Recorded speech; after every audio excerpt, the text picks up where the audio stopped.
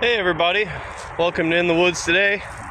Today's adventure is going to be a little bit different. As you can see, I got the river behind me. It's a slow moving section of the river. It's spring has sprung. It's beautiful out here. It's such a beautiful day. It's 55 degrees. The lakes are still frozen over the top and not safe to traverse, and I can't get out there on a kayak, so we're just going to have to hoof it on foot for a couple of days till everything clears up.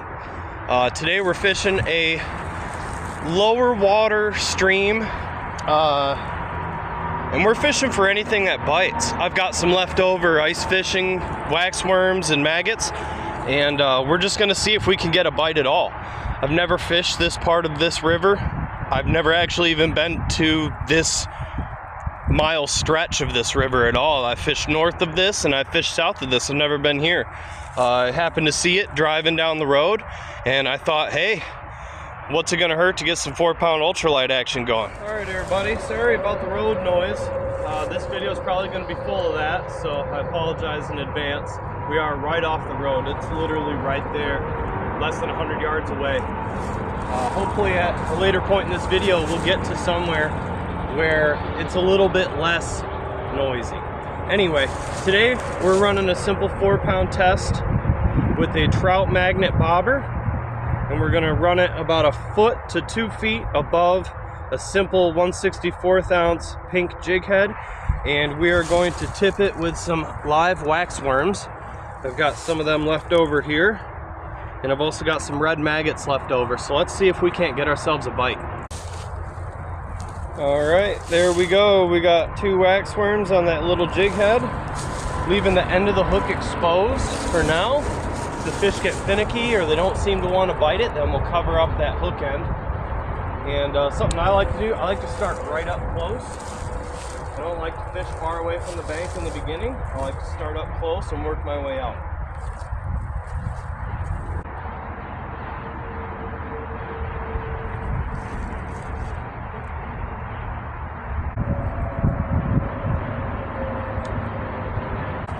That we're still about 6 inches off the bottom, so I'm just going to slide this bobber up about 6 inches, see if we can't drag along the bottom just barely.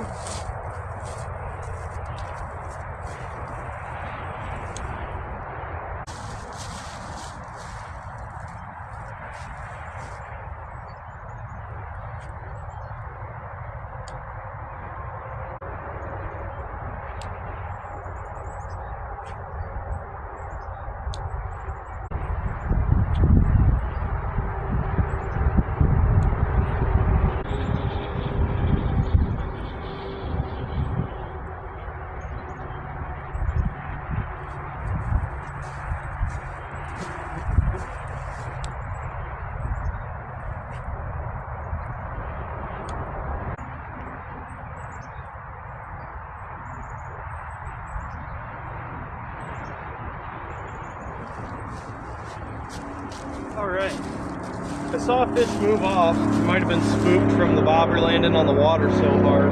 But what I'm going to do is I'm going to give this section of the river a little break, and I'm going to come back. Basically what I'm looking for when I'm fishing on these creeks and rivers like this that are low water and slow moving, I'm looking for a quick drop off or a steep bank. Somewhere for the fish to hide. They like to hide out of the current just a little bit, but some of them will sit behind a big rock in the current. So it's kind of hard to figure them out. I just kind of poke and prod until I find a good spot or until I see fish moving. So let's keep on walking down and we'll see what we can get.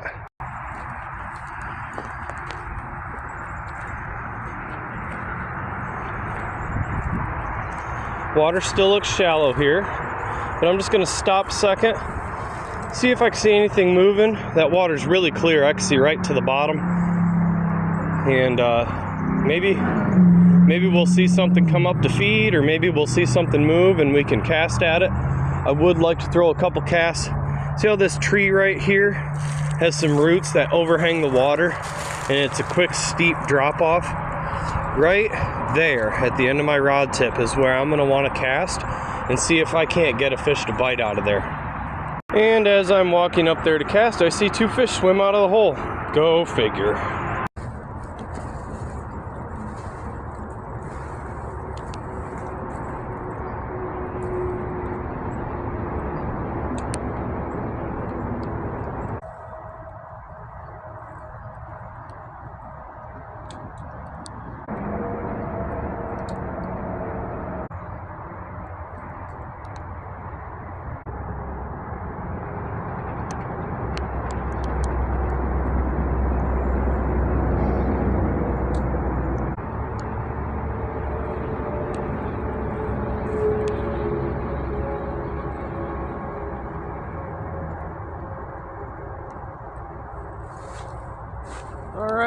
Let's keep her moving.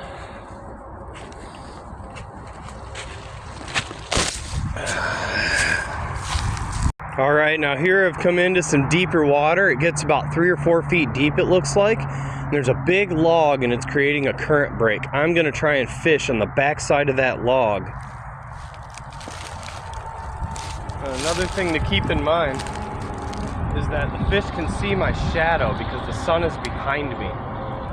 So if my shadow goes over that hole, there's a good chance those fish won't bite it, or they'll swim off from being spooked.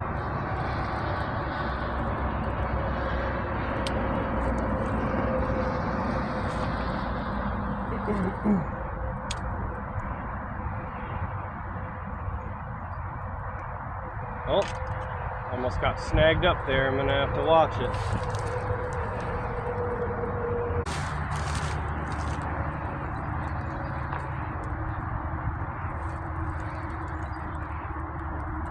That might have been a bite. Bobber went under for a second. Just kind of float it out and see what happens. Now it's in the slower part of that moving water.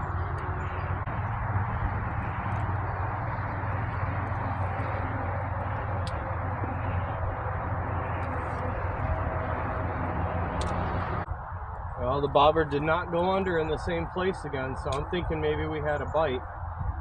Let's check our bait.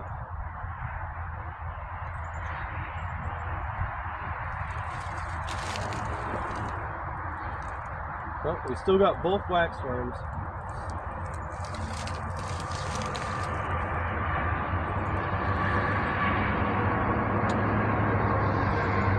Let's try and aim for the end of the tree there. See if we can get that far out. We found a lot of different kinds of species that sit in those current breaks, from steelhead to smallmouth bass, even pike sometimes like those current breaks. So.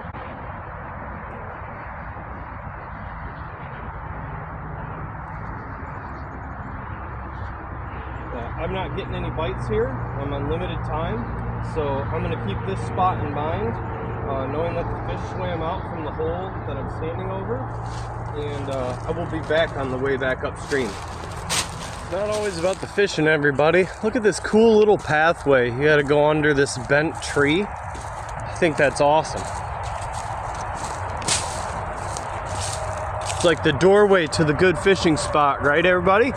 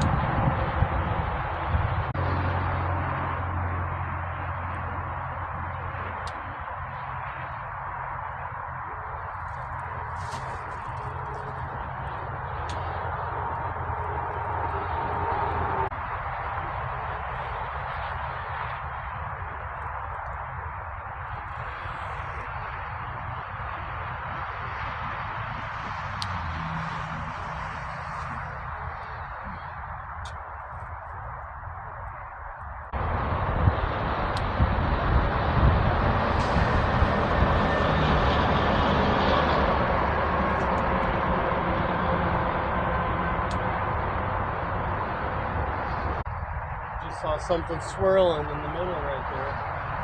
See if I can't get a cast into it. Oh, perfect.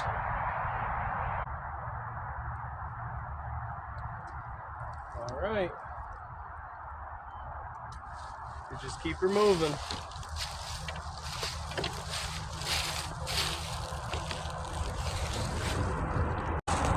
Now, typically, when I fish these rivers, I like to start downstream and work my way upstream. Kind of prevents the fish from seeing you so easily. But the problem I'm having is that I've never fished here, so I want to scout it out. And heading this way is kind of getting me downstream so I can fish it upstream, but I want to check and see where these holes are at and see where these fish are located before I really start fishing it. I've already seen 3 fish swim off. It's just a matter of putting my bait in front of them before they see me. Well, apparently I was in selfie mode for all that. You guys couldn't see nothing but the sky, so we're gonna delete that.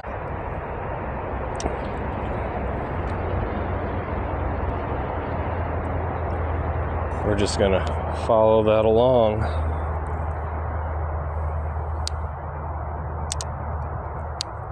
Now I'm gonna open up my bail and I'm just gonna float it out. I'm gonna see what's down there in that eddy pool. All the way down there, we can float into all that. So we're just gonna see what we got going on down there. Maybe there's fish down there that I haven't spooked yet.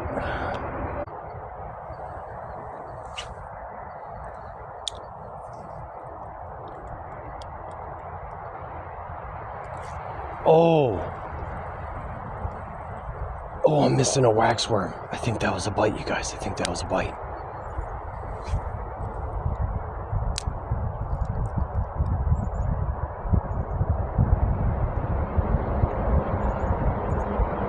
I did not get held up in the same spot a second time. So unless it was a jagged rock, I think that was a bite, you guys. We might have had a bite.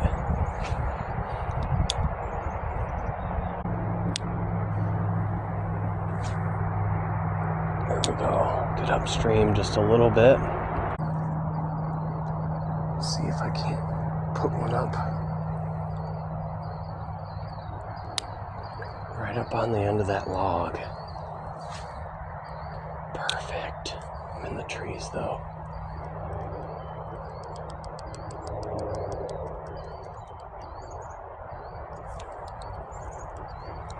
There's a bunch of junk right there to get snagged on. I don't want to get snagged up.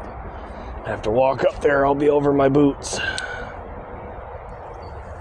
But I don't really like to leave fishing line in the water. I'm willing to get wet if that's what it takes.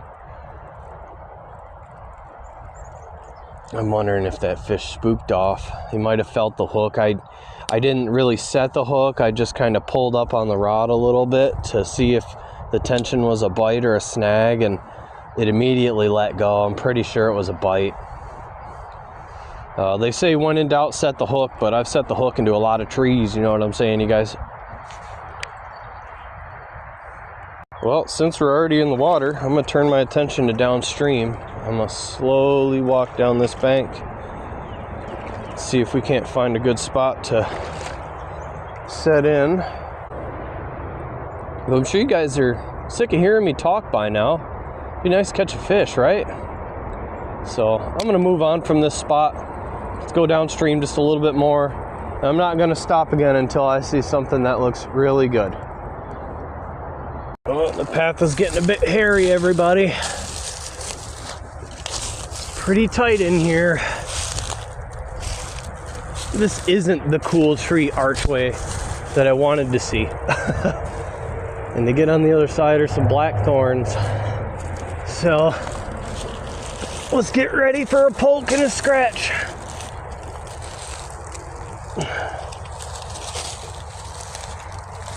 Ah, that hurts.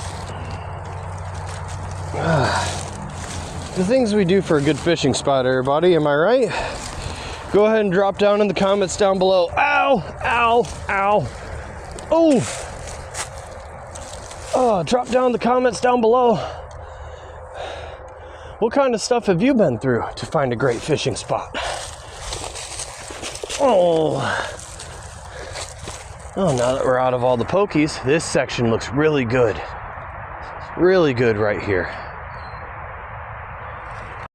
Well, my dad always told me, you know, it's a decent fishing spot if there's cigarette butts, beer cans, and fishing line everywhere. And I've found 2 of those 3 already, so try and pick up some of this trash, throw it in my backpack, and then I'm gonna fish this spot. This looks really good. There's like a log jam over here, and then it jams up over here, goes faster and shallower up over there.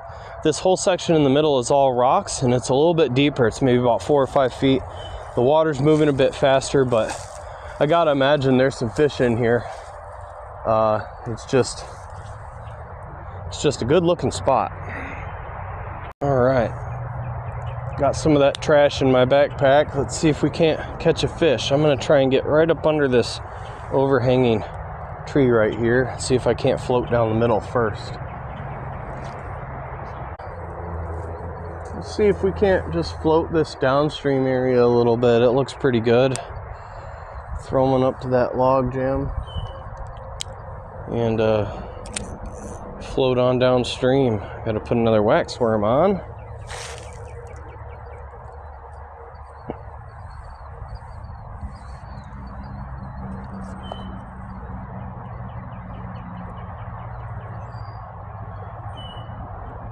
Let's do 2. We're gonna hide that hook just in case there is a finicky fish in that hole. Leave just the hook tip exposed. Have the rest of the hook all lined up and just the tip exposed. Sometimes that works.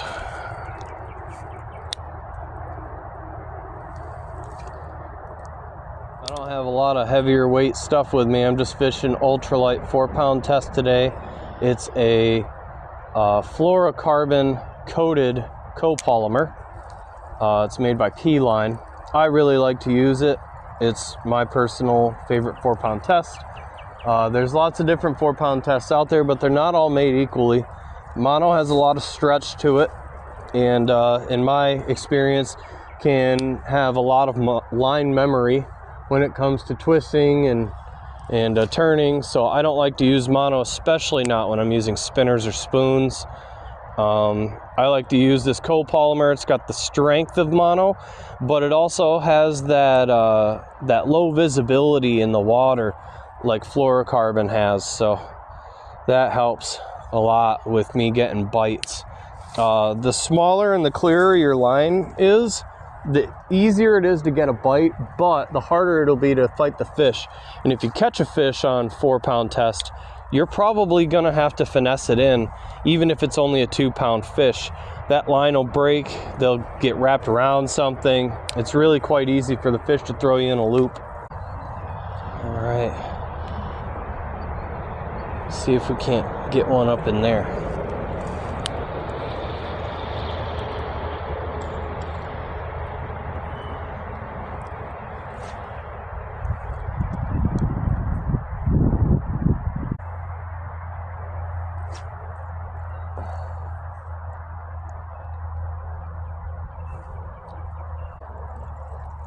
Well, not seeing nothing there. Let's take a step into the water here. Try not to slip, it's pretty muddy. Oh, look at a pair of sunglasses. You can throw them away too. Lots of trash everywhere.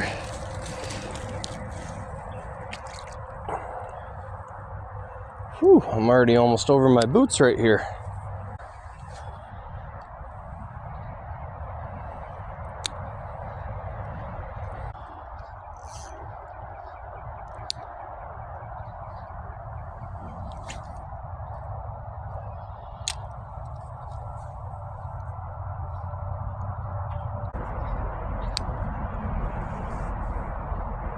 See if we can't just get right up in there. There we go. Come on. Is that a tree? Oh yeah, we're snagged on a tree. All right, well, I'm about to go get wet. I'm gonna head back up to the hole where I saw 2 fish swim out, and hopefully we'll catch one of them. All right, here we are. I'm gonna walk up on it slowly and quietly.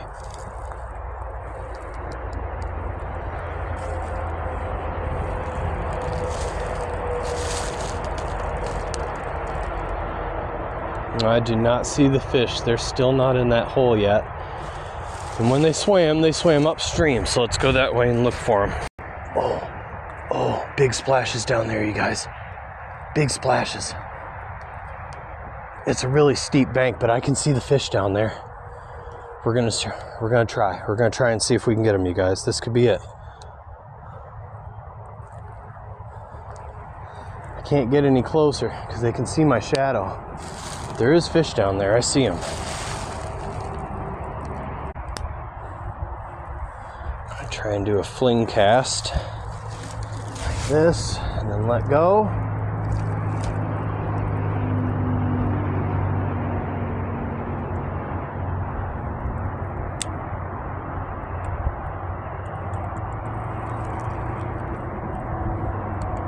It wasn't a very big fish, but I couldn't tell what it was. It had to be at least 10 to 12 inches long.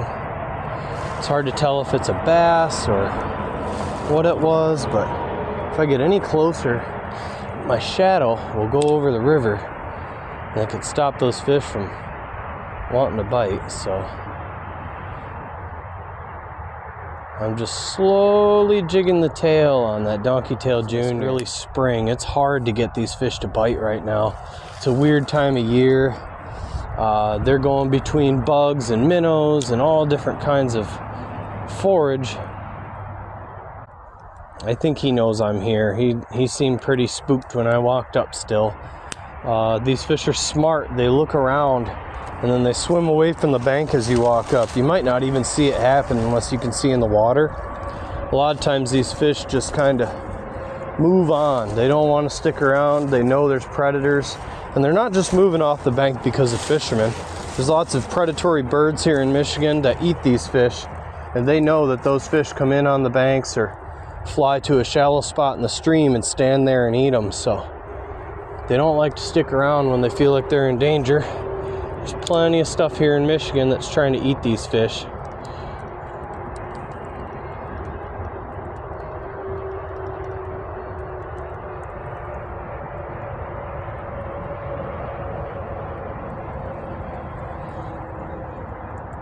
Yep, that fish is spooked. We're gonna move on. All right, everybody, I found some fish, but we didn't catch any. I'll be back here. Not sure if I'm gonna upload this video or not. Maybe I'll make a part 2 and I'll actually catch them. We'll see.